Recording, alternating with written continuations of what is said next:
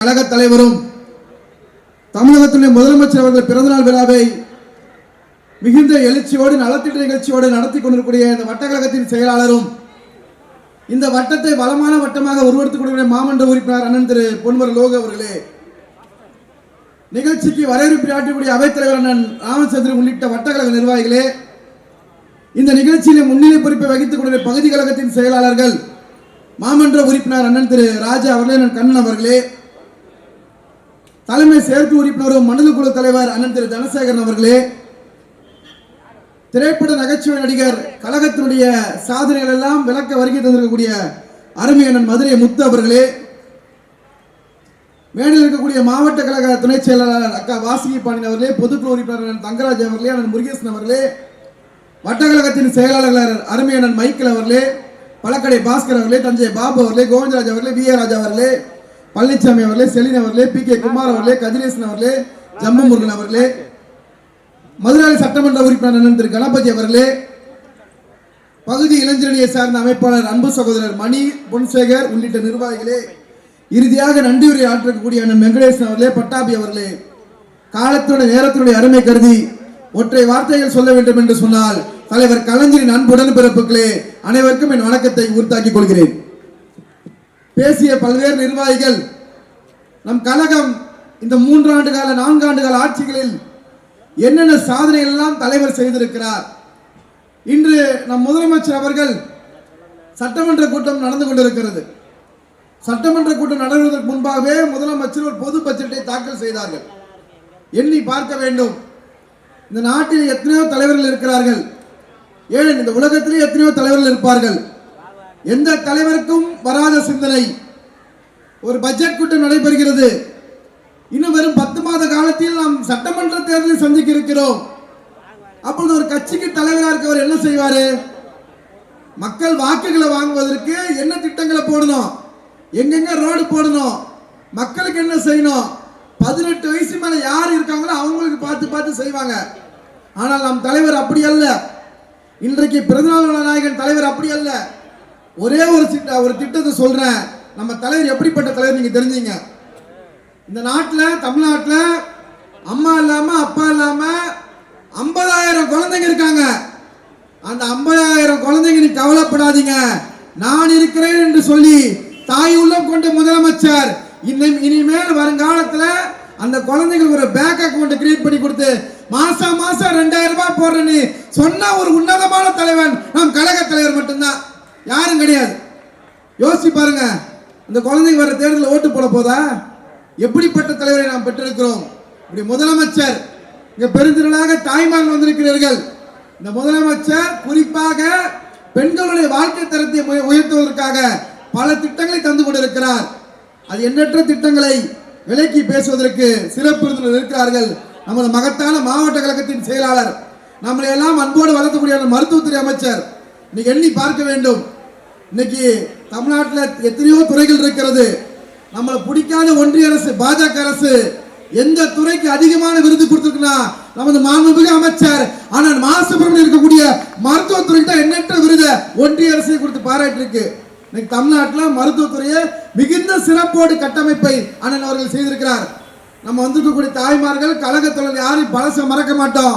ஒரு 3 வருஷத்துக்கு நம்ம வாழ்க்கையை யோசிச்சு பாருங்க. ஒருத்தர் கூட இப்படி நெருக்கமா உட்கார முடியாது. எல்லாரும் மாஸ்க் போடாம வெளில வர முடியாது. இருந்ததா இல்லையா? இன்னைக்கு அந்த கொரோனாவை முதலமைச்சர் வழிகாட்டுதலோடு கையாண்ட ஒரு அமைச்சர் நம்ம மகத்தான அமைச்சர் ஆனால் மாசுபுரம் அமைச்சர். மக்களுக்கு எல்லா திட்டங்களையும் நம் முதலமைச்சர் தந்து கொண்டிருக்கிறார். அந்த முதலமைச்சர் நீண்ட நாள் வாழ்ந்து தமிழ் சமூகத்திற்கு நற்செயல் ஆற்ற வேண்டும் என்று சொல்லி இந்த கூட்டத்தை இந்த அளவுக்கு சிறப்போடு எழுச்சியோடு ஏற்பாடு செய்த வட்டக்கழகத்தின் செயலாளர் மாமன்ற உறுப்பினர் அண்ணன் லோகவன் அவர்களை மனதார வாழ்த்தி பாராட்டி விடைபெறுகிறேன். நன்றி, வணக்கம். தமிழ்நாட்டினுடைய அரசு சொத்தை எல்லாம் கொள்ளையடித்து சிறைச்சாலைக்கு சென்ற திருடிக்கெல்லாம் பிறந்த நாள் விழா கொண்டாடிய காலங்கள் இருந்தது. அப்படி கொண்டாடப்படுகின்ற நேரங்களில் எல்லாம் கோயில்களிலே சென்று மண் சோறு சாப்பிட்டு தீச்சட்டி எடுத்து தான் திருடிய பங்கினை பாதி அந்த கோயில்களுக்கே எழுதி வைத்து ஓடி ஒளிந்து விட்டவர்களை விட இன்று பகுத்தறிவோடு பொதுமக்களுடைய ஆதரவோடு திராவிட முன்னேற்ற கழகத்தின் தொடர்போடு இன்று கொண்டாடப்பட்டு வருகின்றது. இந்த விழா தமிழ்நாட்டினுடைய தலைச்சிறந்த ஒரு நிர்வாகிக்கு கொண்டாடப்படுகின்ற விழா. தந்தை பெரியாரால், அண்ணாவால், தலைவர் முத்தமிழறிஞர் கலைஞர் அவர்களால் போற்றப்படுகின்ற திராவிட மாடல் அரசினை சனாதன சக்திகளை அழித்தொழிவேன் என்று சூளுரைத்து இன்று அத்தனை மாநில அரசுக்கும் ஒன்றிய அரசுக்கும் சவால் விட்டு கொண்டு நான் திராவிட மாடல் அரசு சாதி சனாதனத்தை ஒழிப்பேன், என்னிடத்தில் மூட பழக்க வழக்கங்கள் எதுவும் எங்களை அண்டி வராது என்று தலைவருடைய தைரியத்தோடு தமிழ்நாட்டில் இருக்கின்ற வாக்காளர்களுடைய ஆதரவோடு திராவிட முன்னேற்ற கழகத்தினுடைய தொண்டர்களின் செயல்திறத்தோடு தலைவர்கள் வீறு நடை போட்டுக் கொண்டு தமிழகத்தை தலைநிமிர செய்து கொண்டு தன்னுடைய நிர்வாக திறமையினால் தலை நிமிர செய்து கொண்டு மிளிர செய்து கொண்டிருக்கின்ற ஒரு அரிய ஆட்சியினை தமிழகத்தில் நிலவி கொண்டிருக்கின்றது. ஒன்றிய அரசு பல்வேறு நிலைகளில் தன்னுடைய இந்தியை தமிழ்நாட்டில் புகுத்திட வேண்டும் என்று ஒரு கெட்ட எண்ணத்தோடு அண்ணா காலத்தில் இருந்தும் தலைவர் காலத்தில் இருந்தும் திணித்து திணித்து அந்த முனையும் முழங்கி போய்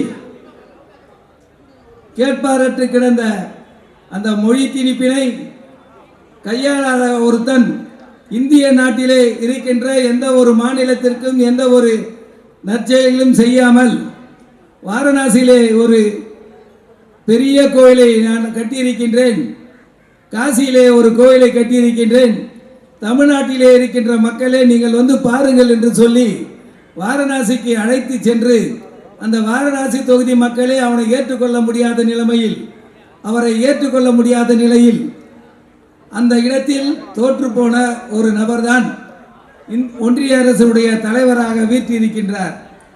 இவர் இந்திய நாட்டில் இருக்கின்ற எந்த ஒரு மாநிலத்திலும் எந்த ஒரு பாதிப்பும் எந்த பேரிடரும் ஏற்பட்டாலும் வந்து பார்ப்பதற்கு அந்த மக்களுக்கு ஆறுதல் சொல்லுவதற்கு நேரம் கிடையாது, தைரியம் கிடையாது. தமிழ்நாட்டு மக்களை சந்திப்பதற்கு தெம்பும் இல்லை, திராணியும் இல்லை. ஏனென்றால் தனக்கு வாக்களிக்கவில்லை என்கின்ற ஒரு பொறாமையால், தனக்கு வாக்களிக்கவில்லை என்ற ஒரு குரூர எண்ணத்தினால் அண்மையிலே தன்னால் இந்தியாவுடைய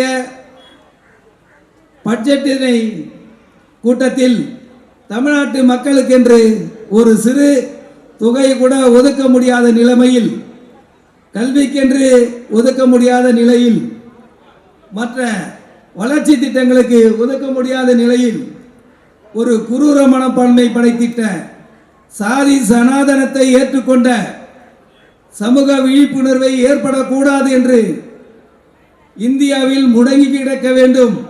இந்திய மக்கள், வட இந்திய மக்கள் எப்படி பாழ்பட்டு மூட பழக்க வழக்கங்களில் தன்னை இணைத்துக் கொண்டு வாழ்ந்து கொண்டிருக்கின்றார்களோ அதே போன்றுதான் தமிழ்நாட்டிலும் தமிழ்நாட்டு மக்களும் தன்னுடைய நிர்வாகத்திற்கு அடிமைப்பட்டு இருக்க வேண்டும் என்ற ஒரு குறுகிய மனப்பான்மையில் தமிழ்நாட்டினுடைய வளர்ச்சிக்கு எந்த ஒரு நிதியும் ஒதுக்கவில்லை என்று சொல்லுகின்ற ஒரு இருமாப்பு திமிர். அவர்களுடன் இணைந்து அதனுடைய நிதி அமைச்சரும் நீங்கள் என்ன செய்தீர்கள், தமிழ்நாட்டிற்கு நாங்கள் நிதி வழங்குவதற்கு என்று சொல்லுகின்ற கொல்லைப்புற வழியாக பாராளுமன்றத்தில் நுழைந்து இன்று அந்த அமைச்சராக வீற்றிருக்கின்றார். ஆனால் தமிழ்நாட்டில் இருக்கின்ற 40 தமிழகத்தினுடைய பாராளுமன்ற உறுப்பினர்கள் இன்று பாராளுமன்றத்தினுடைய குரல் வரையை இந்தி மொழி திணிப்பு என்கின்ற ஆணவ திமிரை அடக்கிக் கொண்டு யார் எது பேசினாலும் எங்களுடைய திறமையை உங்களுக்கு தெரியுமா, உலகமே வியந்து கொடுக்கின்ற திருக்குறளை 143 மொழிகளில் மொழிபெயர்த்திருக்கிறார்கள். தமிழ் மொழியை செம்மொழியாக்கி இருக்கின்றார்கள். தமிழ் மொழியை செம்மொழியாக்குவதற்கு எவ்வளவு பொருள் இருக்க வேண்டும், எவ்வளவு அந்த மொழிக்கான தகுதி இருக்க வேண்டும். தகுதி படைத்த ஒரு தமிழ் மொழியை இந்தியாவினுடைய தலைவராக இருக்கக்கூடிய நீங்கள் இல்லாத நேரத்திலே செம்மொழியாக இயக்கப்பட்ட அந்த தமிழ் மொழியை நீங்கள் உதாசீனப்படுத்திட முடியாது. இந்தி மொழி நிச்சயமாக தமிழ்நாட்டிற்கு வர முடியாது. இதை எதற்காக சொல்லுகின்றோம் என்றால், தமிழ்நாட்டினுடைய இன மொழி தமிழ் வளர்ச்சி கலாச்சாரம் அத்தனையுமே தன்னுடைய ரத்தத்தில் ஊறி போன ஒன்றான ஒன்று. தமிழக மக்கள் அத்தனை பேரும் அறிவு வளர்ச்சினால், கல்வி வளர்ச்சினால், அதுவும் தளபதியுடைய ஆட்சி நிர்வாகத்தினால் இன்று கல்வியும் மருத்துவமும் இன்று தலை சிறந்து மேலோங்கி விளங்கி கொண்டிருக்கின்றது. எடப்பாடியினுடைய ஆட்சி காலத்திலே மருத்துவத்துறை அமைச்சராக இருந்த விஜயபாஸ்கர் செய்திட்ட சாதனை என்ன? தலைவர் தளபதி அவருடைய ஆட்சி காலத்திலே இருக்கின்ற மருத்துவத்துறையிலே சிறந்து விளங்கி கொண்டிருக்கின்ற சென்னை தெற்கு மாவட்ட கழக செயலாளர் அண்ணா சுப்பிரமணியம் அவர்கள் சாதித்த சாதனை என்ன? விஜயபாஸ்கர் ஒரு மருத்துவர், ஆனால் சென்னை தெற்கு மாவட்ட கழகத்தினுடைய செயலாளர் மருத்துவர் இல்லை. மக்களுடைய மனதினை ஆராய்ந்து அறிந்து, மக்களுடைய தேவைகளை அறிந்து, தமிழ்நாட்டு மக்கள் எந்தெந்த நோயால் பாதிக்கப்பட்டு இருக்கின்றார்கள், தமிழ்நாட்டு மக்களுக்கு என்ன என்ன மருத்துவ உபகரணங்கள் வேண்டும், மருத்துவ நோய்களை தமிழ்நாட்டில் நிலவுகின்ற மருத்துவ நோய்களை எல்லாம் எப்படி பட்ஜெட்டாய் தொலைநோக்கு பார்வையோட ஒரு பட்ஜெட் போடப்படுகிறது இந்தியாவில். அது நம்ம தலைவர் போட்ட பட்ஜெட் தான். நிறைய திட்டங்கள், ரொம்ப நாள் கோரிக்கையாக நிறைய விடுபட்டு போன மகளிர் உரிமை தொகையை மீண்டும் புதிதாக விண்ணப்பிக்கலாம் என்று சென்னையில் சில பேருக்கு வரல, அதெல்லாம் புதுசாக விண்ணப்பிக்கலான்னு ஒரு அறிவிப்பு வந்திருக்கு. அதுபோல் கொரோனாவினால் பாதிக்கப்பட்டு பெற்றோர் இழந்த குழந்தைகளுக்கு இந்தியாவிலே ஒரு தாய்மானவர் திட்டமாய் ஒரு தந்தை ஸ்தானத்திலிருந்து யோசிச்சு மாதம் 2000 ரூபாய் அந்த குழந்தைகள் செலவுக்கு, வாழ்வாதார செலவுக்கு வழங்க வேண்டிய அருமையான திட்டம். அது மாதிரி நிறைய திட்டங்கள். அதை பற்றிலாம் பேசுறதுக்கு சபாபதியம் போகணும். எங்கள் மாவட்ட செயலர் அண்ணன் மா சுப்பிரமணியம் அவர்களும் ரகுபதி அண்ணனும் இருக்காங்க. அதை இன்னும் விவரமாக பேசுறதுக்கு எங்கள் சட்டமன்ற உறுப்பினர் பிரபாகர் ராஜா இருக்காரு. அதனால் இத்துடன் நான் உரையை முடிச்சு விடுறேன். நன்றி, வணக்கம்.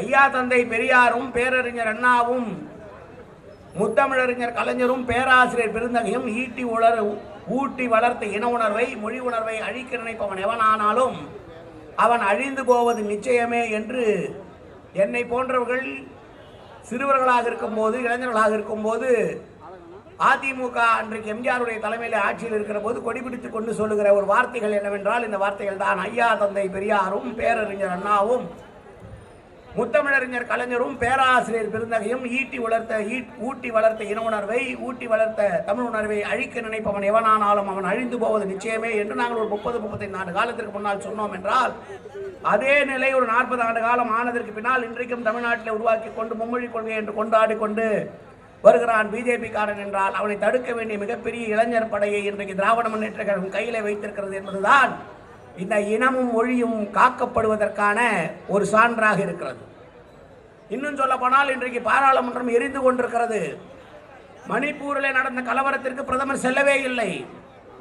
மதிமுகவுடைய பொதுச் செயலாளர் நீண்ட நாளைக்கு பின்னால் பாராளுமன்றத்தில் ஒரு கர்ஜனை செய்தார். ஐ ஆம் வைகோ, ப்ராடக்ட் ஆஃப் அண்ணா என்று முழக்கம் செய்தார்.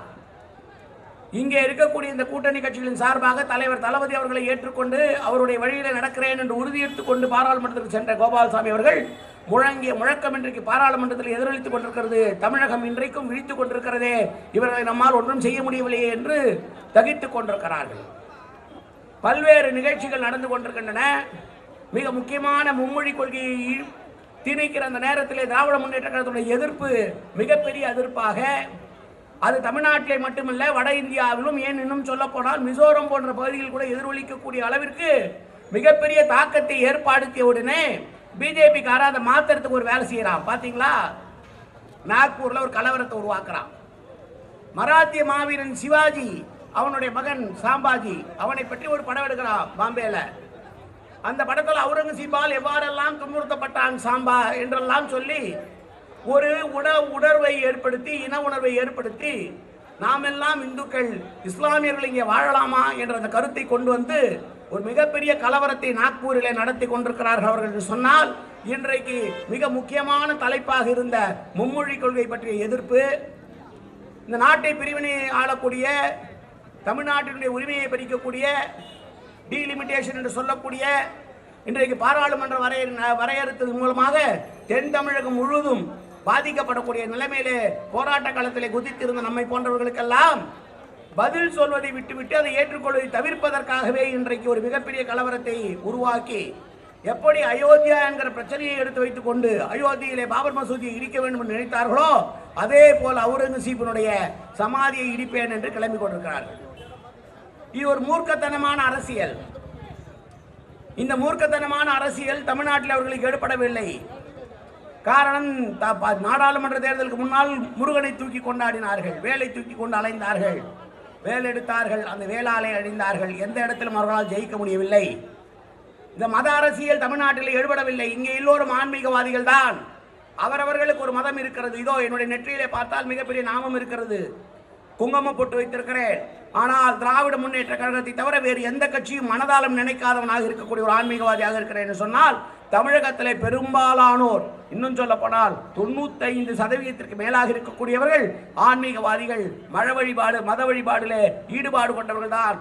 ஆனால் மத வழிபாடையும் மத அரசியலையும் பிரிக்க தெரிந்தவர்களாக தமிழகத்தில் இருக்கிறவர்கள் இருக்கிறார்கள் என்று சொன்னால், அந்த ஒரு கட்டுப்பாடும் கடமை உணர்வும் இங்கே நமக்கு பேரறிஞர் அண்ணாவால் போதிக்கப்பட்டது, கலைஞர் அவர்களால் வழிநடத்தப்பட்டது, இன்றைக்கு நம்முடைய தளபதி அவர்களால் கொண்டாடப்படுகிறது. அப்படி இன்றைக்கு இந்தியாவிற்கே வழிகாட்டக்கூடிய ஒரு மிகப்பெரிய தலைவராக இருக்கக்கூடிய நம்முடைய முதல்வர் அவர்களுக்கு உங்கள் அனைவரின் பாராட்டுகளோடு வாழ்த்துக்களோடும் என்னுடைய பாராட்டுகளையும் வாழ்த்துக்களையும் இணைத்து, வாழ்க நீவீர் பல்லாண்டு, வாழ்க நீவீர் பல்லாண்டு என வாழ்த்தி, இந்திய திருநாடு உங்களிடம் மேலும் மேலும் எதிர்பார்த்து கொண்டிருக்கிறது. நீங்கள் நலமாக இருந்தால் இந்தியா நலமாக இருக்கும். நீங்கள் வளமாகவும் நீங்கள் நலமாகவும் இருப்பதுதான் இந்தியாவிற்கு நல்லது என்று சொல்லி, உங்கள் அனைவரின் வாழ்த்துக்களோடு என்னுடைய வாழ்த்துக்களை இணைத்து, வாழ்க தளபதி, வாழ்க தளபதி, வாழ்க தளபதி என்று சொல்லி நிறைவு செய்கிறேன். நன்றி, வணக்கம். அடுத்ததாக வழக்கறிஞர் பாசத்திற்குரிய அண்ணன் ராஜாராமன் அவர்கள் உரையாற்றுவார்.